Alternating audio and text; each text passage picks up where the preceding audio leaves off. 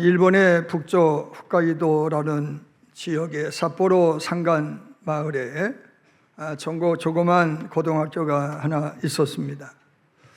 오랜 전통을 지닌 학교였지만 사회적으로는 그다지 유명한 학교는 아니었습니다.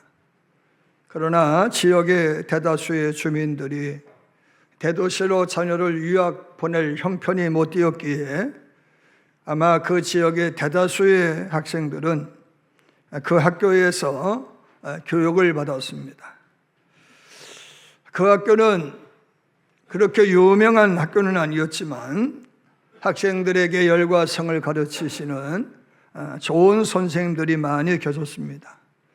선생님들은 가족과 같은 분위기 속에서 아이들에게 공부만 시키는 것이 아니라 또 인생을 어떻게 살아야 되는지에 대한 길과 삶의 목적을 가르쳐주는 인생의 지도자이기도 하셨습니다.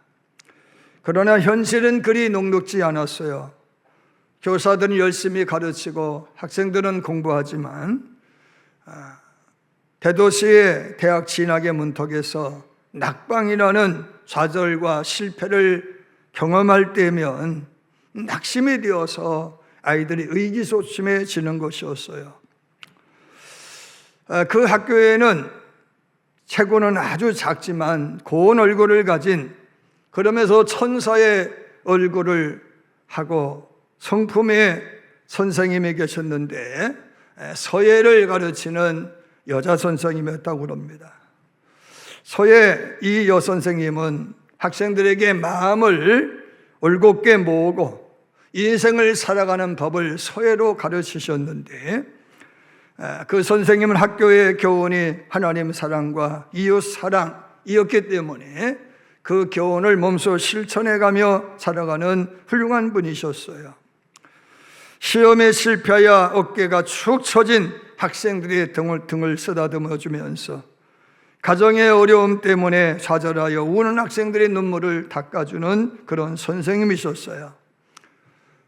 그 선생님도 세월이 흘러서 은퇴할 나이가 되어서 은퇴를 하시고 그 후로 수없이 많은 날들이 지나가면서 어느덧 머리카락 수만큼이나 많은 연세를 잡수시게 되었습니다. 어느 해 추운 겨울이 지난 초봄, 마을 사람들은 선생님을 위한 조촐한 생일잔치를 준비하셨는데 100세를 기념하는 생일잔치였다고 그럽니다.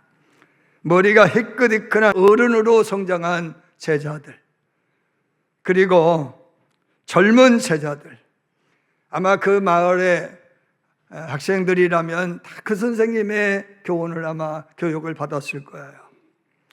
그래서 젊은 제자, 늙은 제자들 할 것 없이 집에서 모여서 풍금을 치면서 100세를 맞은 선생님의 생일을 축하하는 그 자리에 100세의 선생님의 생일잔치가 열린다라는 소식을 들은 영국에서 BBC 기자가 찾아왔어요. 그리고는 그 생일잔치에서 이렇게 물어요. 선생님, 100년이면 참으로 긴 세월이지요. 그런데 한 가지 질문이 있습니다. 지나온 삶을 글로 표현하신다면 선생님은 어떻게 표현하시겠습니까? 라고 물었어요.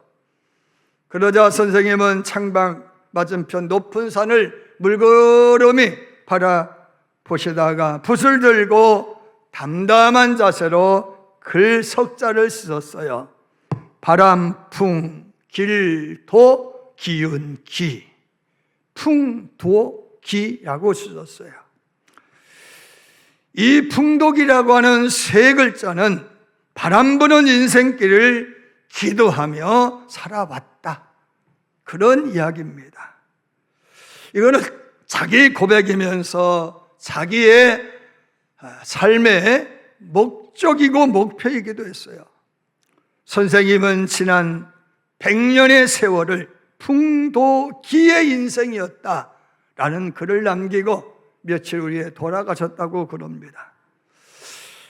선생님의 100세 생일잔치를 담은 다큐멘터리가 영국의 BBC TV에서 방송이 되는 내내 기자에게 자신에 대하여서 나는 그저 작고 초라한 늙은 여자입니다. I'm just a little old lady. 나는 그저 작고 초라한 늙은 여자입니다. 라고 소개를 했어요. 그런데 BBC 기자가 다큐를 만들면서 경험한 그 선생님은 어떤 분이었느냐? A little giant lady. 즉, 작지만 거인처럼 커 보이는 여자. 할렐루야. 그 선생님의 이름은 우메코 마스모토라고 하는 선생님이었어요. 여러분, 성경에 나타난 모든 기록은 우메코 마스모토 선생님이 남긴 풍도기라는 세 글자가 담고 있는 바람 부는 날에도 기도하며 살아온 민족의 이야기이면서 개인의 이야기라는 말씀인 거예요. 바람 부는 인생길을 기도하며 살아왔던 민족사.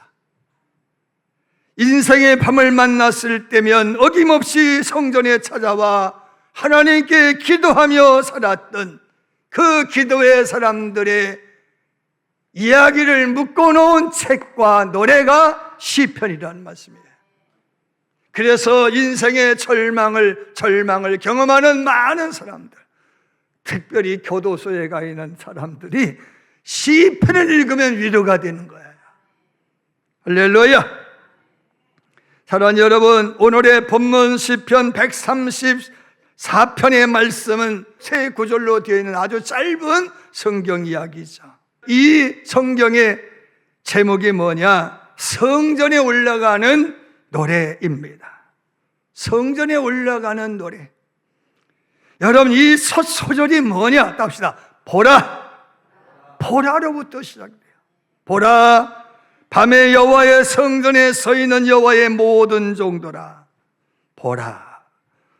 보라는 말이 무슨 얘기예요? 인생의 밤을 만난 저 사람들이 어떻게 그 인생을 헤쳐왔는지를 보라, 그런 말씀입니다. 인생의 위기를 만난 민족이 어떻게 그 위기를 극복했는지를 보라는 말씀인 거예요. 어떻게 극복했느냐? 성경에 나오는 인물 중에 야베스라는 인물이 있죠. 야베스는 다윗 시대에 다윗만큼이나 유명한 인물이었는데, 사실 그분은요, 다윗만큼이나 형제들로부터 미움받는 천덕꾸러기였다라고 합니다. 어머니가 그를 출산할 때 산고를 얼마나 많이 겪었는지 그 산고로 인하여서 야베스는 졸름바리로 출생했고 그 엄마는 죽었다고 그래요. 그래서 이름이 야베스예요. 야베스라는 이름의 뜻은 뭐예요? 고통이라는 이름이에요. 그래서 야베스를 쳐다보면 엄마 잡아먹은 아들이야. 그래서 천덕꾸러기인 거예요. 너만 아니었으면 엄마 살아있었을 거야. 나는 그런 형제들로부터 미운 털 박인 아들이었다라고 하는 말씀인 거예요. 그러나 그 야베스가 다른 형제들보다도 존귀한 삶을 살았다라고 말씀하고 있는데, 이유가 뭐냐? 이스라엘 하나님께 아뢰어 이르되 주께서 내게 복을 주시려거든 나의 시역을 넓혀 주시고 주의 손으로 나를 도우사 나를 환난을 벗어나 내게 근심이 없게 하여 주옵소서 라고 기도했던 하나님이 그 기도를 다 들어주셨기 때문이라고 말씀하고 있는 거예요. 할렐루야. 여러분, 유다 민족은요, 이스라엘 민족 사이에서, 세계 민족 사이에서 야베스와 같이 미천한 민족인 거예요. 작은 인구를 가진, 작은 땅덩이를 가진 민족인 거예요.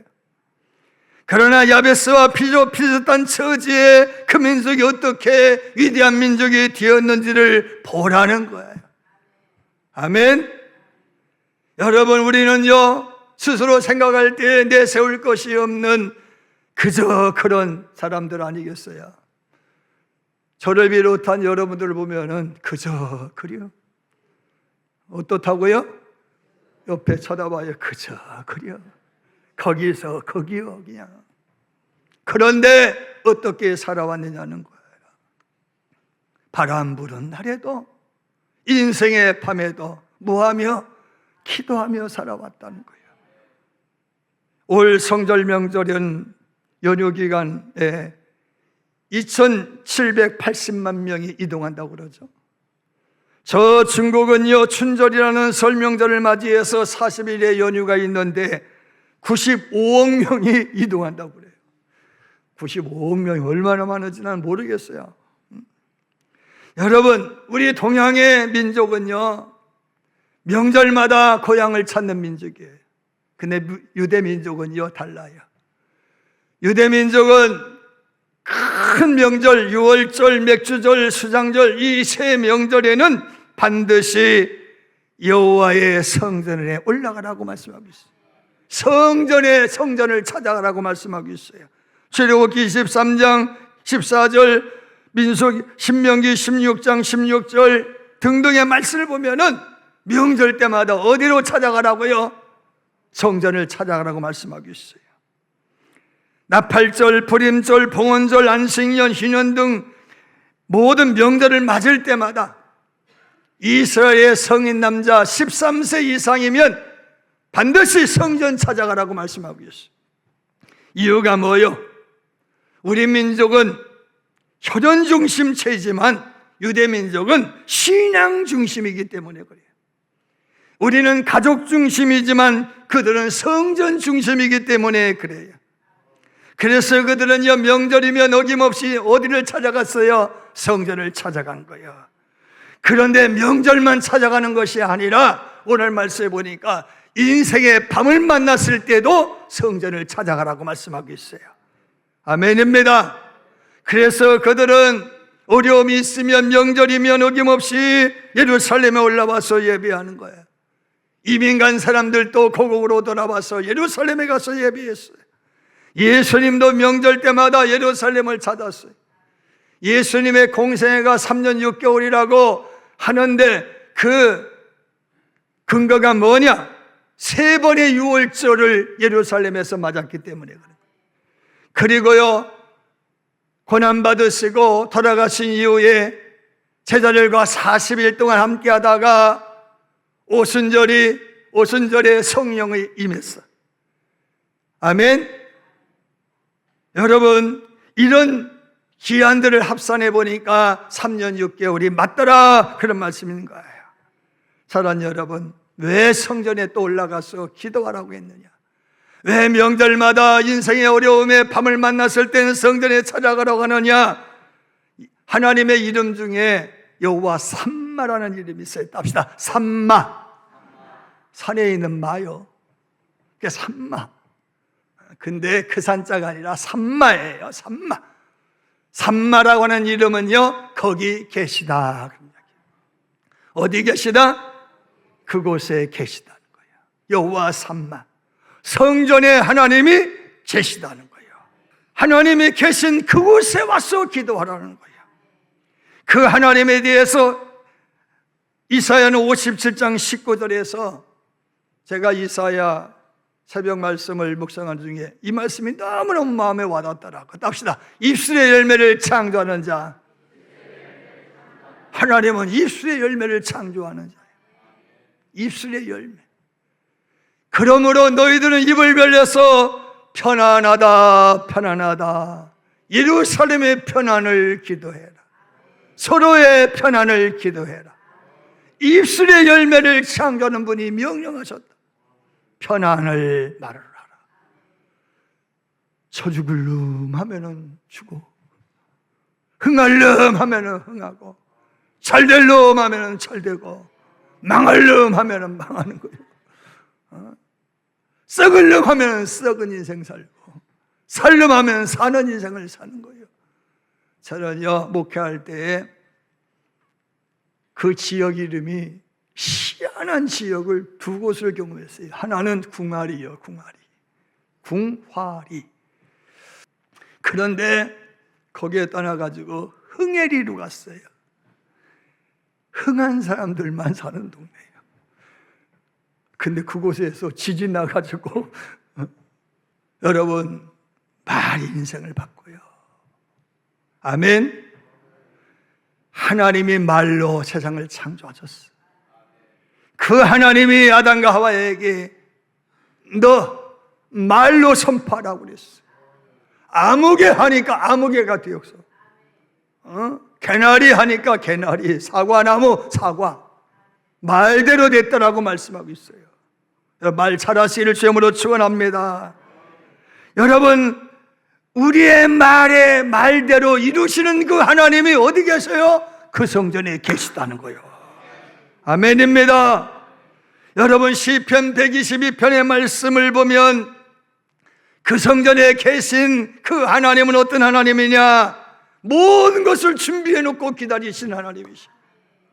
다윗이 예루살렘 성을 완성을 해놓고 보니까 하나님의 세상을 창조한 만큼이나 완벽한 도시였다라고 그랬어요. 흠잡을 데가 없어. 여러분, 하나님의 성전에 오면은 흠잡을 데 없는 인생을 살게 되는 거예요. 복 있는 인생 살게 됨을 믿으시길 바랍니다. 그 하나님이 거기 계시다는 거예요. 이스라엘 민족사에서 가장 수치스럽고 치욕스러운 해가 주전 586년이에요. 우리나라는 1905년이에요. 왜?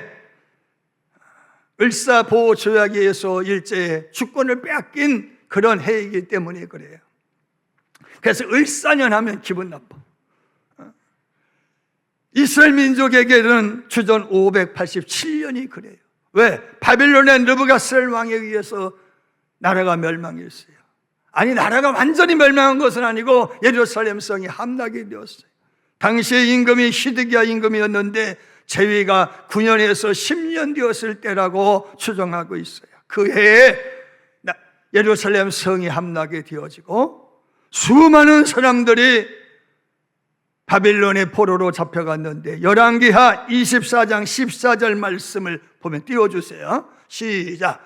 예루살렘 모든 백성과 모든 지도자 모든 용사 10,000명과 모든 장인과 대장장이를 사로잡아 가매 비천한 자 위에는 그 땅에 남은 자가 없었더라. 여러분, 이 말씀이 무슨 얘기냐? 다 잡혀갔어. 똘똘한 사람 다 잡혀갔어. 지혜 있고 지식 있는 사람 다 잡혀갔어. 남아있는 사람은 그저 그런 사람들이에요. 별볼일 없는 사람들이었어. 그래서 나라에 희망이 없어요. 왜? 지도자감이 없는 거예요. 나라를 이끌고 백성을 치료할 만한 지도자가 없어요.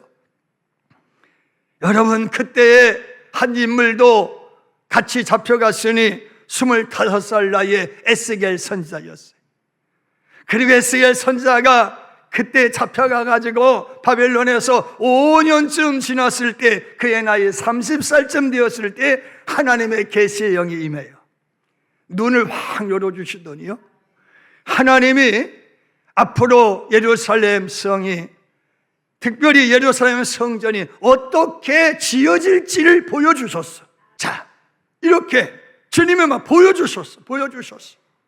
보여주시면서 이렇게 앞으로 될 거요. 이렇게 될 거요. 이것만 보여주신가? 이스라엘 전체 전도를 보여주시면서 이스라엘 앞으로 어떻게 번영할 것인지를 보여주시는 거예요.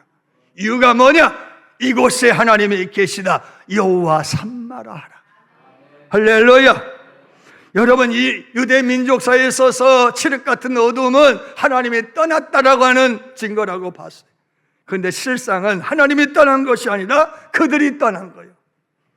여러분, 우리의 인생의 어두운 밤은 언제 와요? 내가 하나님을 떠났기 때문에 오는 거예요. 하나님은 여전히 그 자리에 계셔요. 할렐루야. 자, 그러면서 예루살렘이라고 부르지 말고 여호와 삼마라 하라. 입술의 열매를 창조하는 그분이 거기에 계시다. 할렐루야. 그러니 그곳에 가서 너희들은 뭐라고요? 기도하라는 거예요. 예배하라는 거예요. 할렐루야. 왜? 하나님이 그 성전에서 하시는 세 가지를 말씀하고 있는데 시편 103편 말씀을 보니까 따라서 하세요. 모든 죄악을 사하시며 모든 병을 고쳐주신다. 저가 내 모든 죄악을 사하시며 내 모든 병을 고쳐주신다. 아멘입니다. 여러분, 하나님이 우리의 죄를 사해 주셔. 어디에서? 이곳에서 병을 고쳐주신다는 거예요. 그러니 이곳에 올라와서 기도하라고 그랬어요. 두 번째, 용서하고 치유만 하시는 것이 아니라 너는 내 것이라 구속해 주시고 그리고 관을 씌워 주신다고 그랬어요. 아멘입니다. 머리에 멸관을 씌워 주신다는 거예요. 자랑스럽게 삼아 주신다는 거예요. 세 번째 답시다. 만족하게 하시고 새롭게 해 주신다. 여러분, 하나님이 여러분을 만족하게 하시고 새롭게 하여 주신다라고 그랬어요. 어디에서? 이 성전에서. 독수리는요 40년 주기로 환골탈퇴합니다. 40년이쯤 써먹으니까요 부리도 시부정찮고 팔뚝도 시부정찮아요. 그러면 독수리는 높은 산의 바위 절벽에 올라가가지고 그 바위에 부리를 막 콱콱 찍어가지고 이빨 빼듯 부리를 쪼개는 거예요. 그러면요 그 부리가 다시 나와요. 그럼 그 부리로 발톱을 뽑아버려요.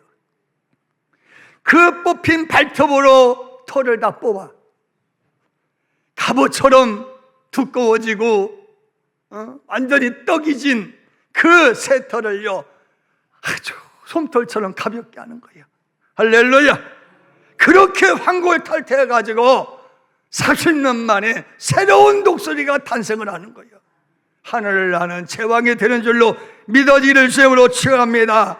하나님은 인생의 밥을 통해서 저와 여러분을 환골탈퇴시키는 거예요. 아멘입니다. 그 밤에 어디에 와서? 이곳에 와서 환골탈퇴하라는 거예요.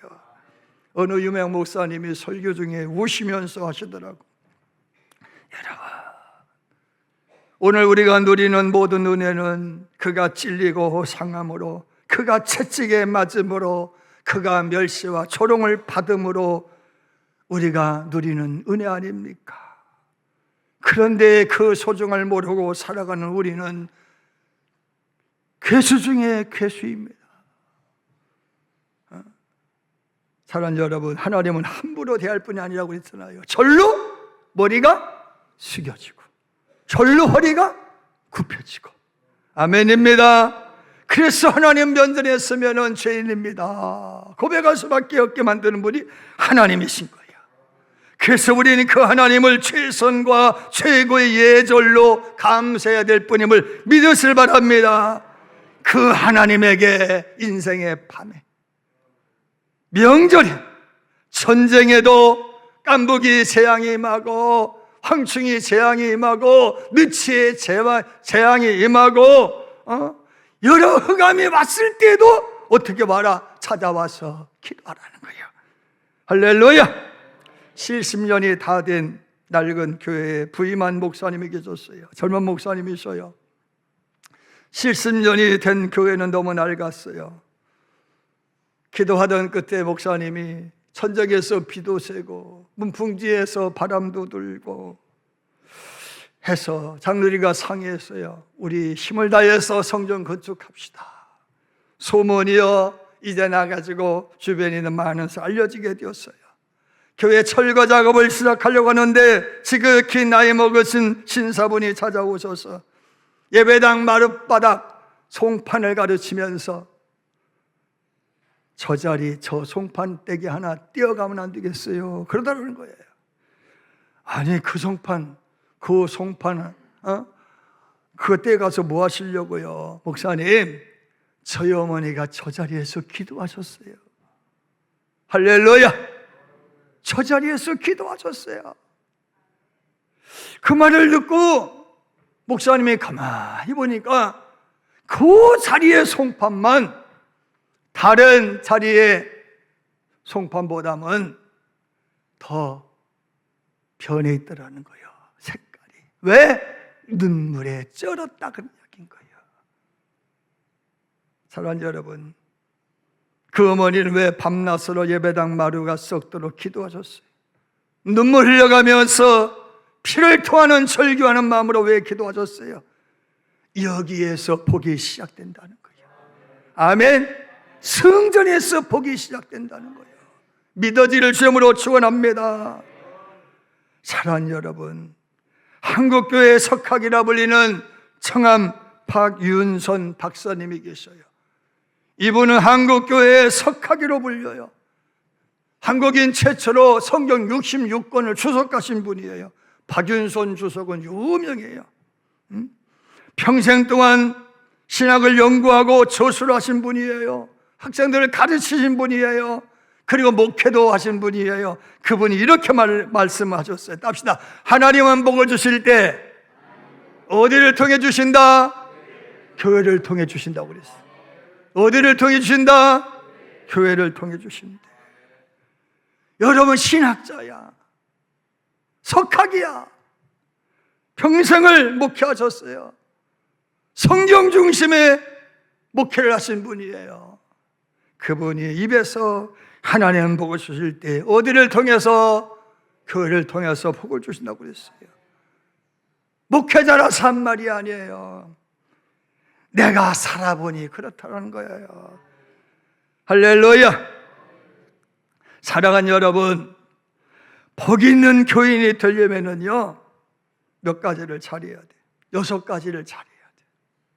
첫째, 답사 목사님을 좋아해라. 나 싫어하면 복을 못 받는데요. 다 목사님 좋아하래. 이구동성을 하는 이야기야. 목사님 좋아하라는 거예요. 아멘이 15점 찼네. 목사님 좋아하라는 거예요. 목사님, 우리 목사님 최고. 할렐루야. 두 번째, 교인들과 잘 어울리래. 교인들과 다투지 말고 잘 어울리래. 그래야 복 받는다는 거예요. 여러분, 복은요 나만 잘한다고 복 받는 게 아니에요. 너도 잘해야 돼. 교회는요 서로 잘해야 되는 거예요. 서로 사랑하라고 그러죠. 혼자 사랑하라고 그랬어요. 서로 사랑하랴.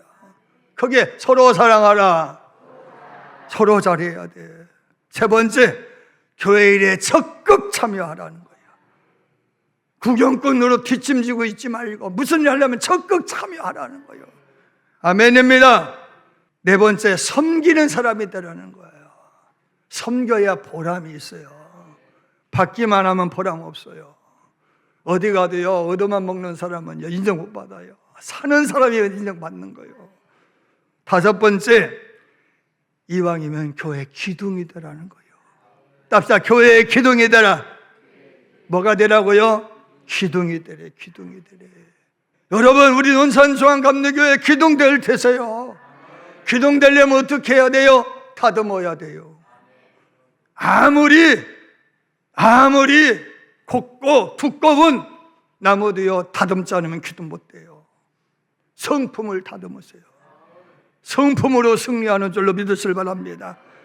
여섯 번째가 중요해요. 합시다. 그래도 사랑하고 기도해라.